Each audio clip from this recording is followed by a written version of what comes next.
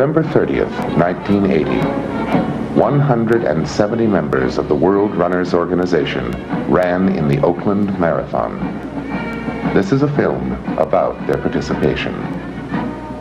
When you're out running, running itself exemplifies fitness.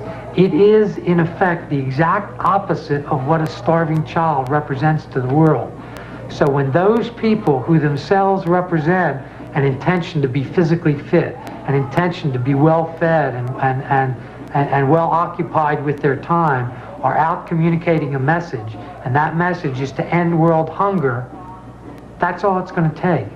The ending of world hunger at this point is a matter of taking something that is politically on a back burner and bringing it up to the front burner. You go off in 10 minutes. Will the wheelchair entrance please report to the starting line? The wheelchair entrance report to the starting line, please. Try to get along the side here because... When we have 170 runners going down the streets of Oakland tomorrow, people will notice that 170, where they wouldn't notice one at a time. You know, if it was just one person, it would be just another shirt. But with 170 of us, it will really get the message out.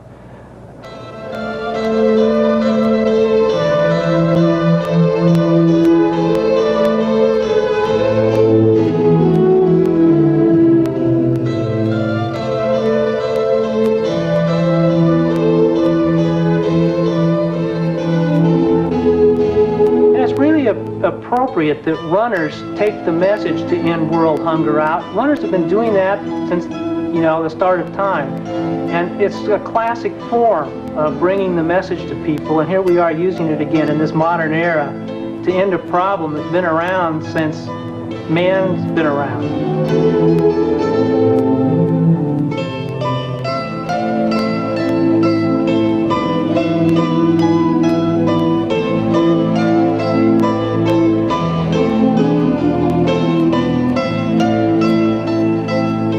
Runners now does is communicate through running, jogging, and competing that the ending of world hunger is an idea whose time has come. It works on the same principle as the demonstrators used back in the Vietnamese War situation. It started out a real small vocal group of people that were making a statement, a public statement, that we should be out of the war, we being the United States should be out of the war in Vietnam. And eventually there was enough political force generated by that that it actually culminated in ending the war. And that's exactly the same principles that we're employing here about ending hunger.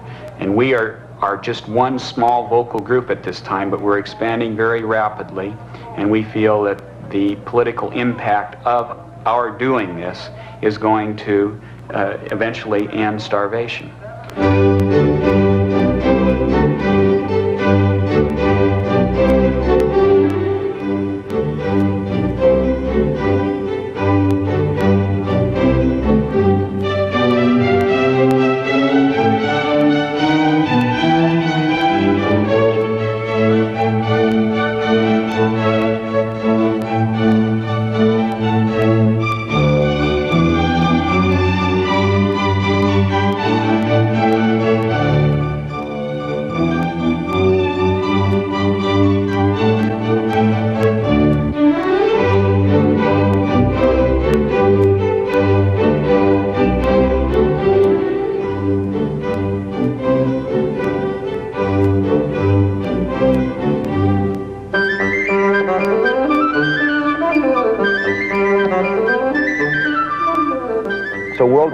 We started in a very small, a telephone and a desk, and ordered some shirts, and we were always financially almost insolvent, and so we qualified for the Boston Marathon.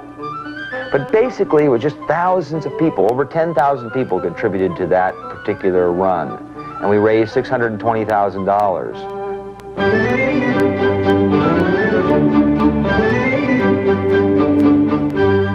Well, there are a lot of things that the person who is not an active runner can do to support world runners and the end of hunger. One of the things that we used a lot of non-runners for in the Oakland project was to support runners. we had a support system set up where the non-runners would call the runners to make sure that they were staying on their support program. And there are a lot of mornings when you just as soon stay in bed and forget about running. But the idea that you're going to get this telephone call and then they're going to ask you, did you do your training this week, you know, is just enough to get you out of bed and get going. And it really feels great to be able to tell the person when they call that, hey, I ran every day this week like I said I would. I got my 55 miles in this week.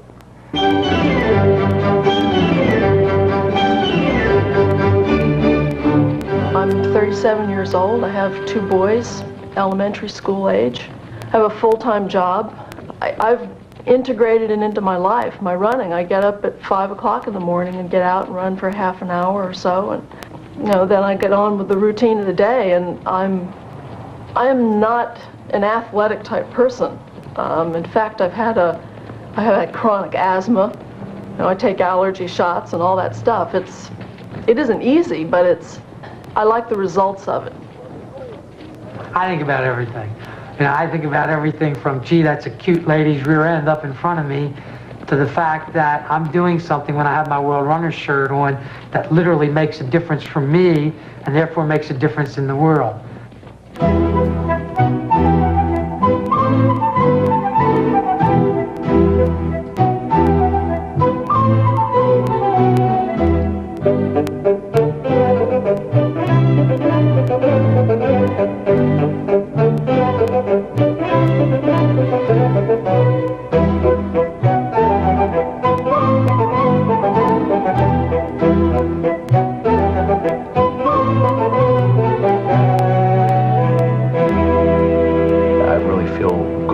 After a good run. I really feel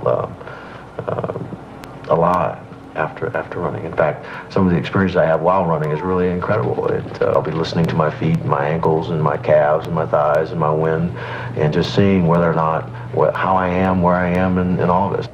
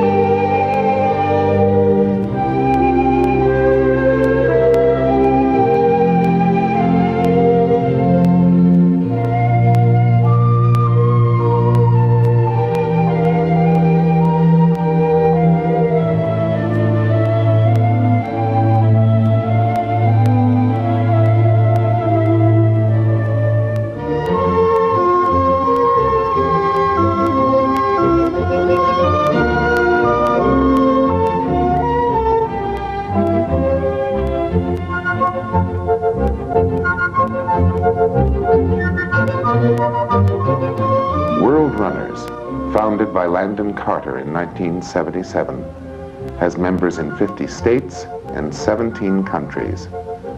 It has raised over $1 million for hunger organizations.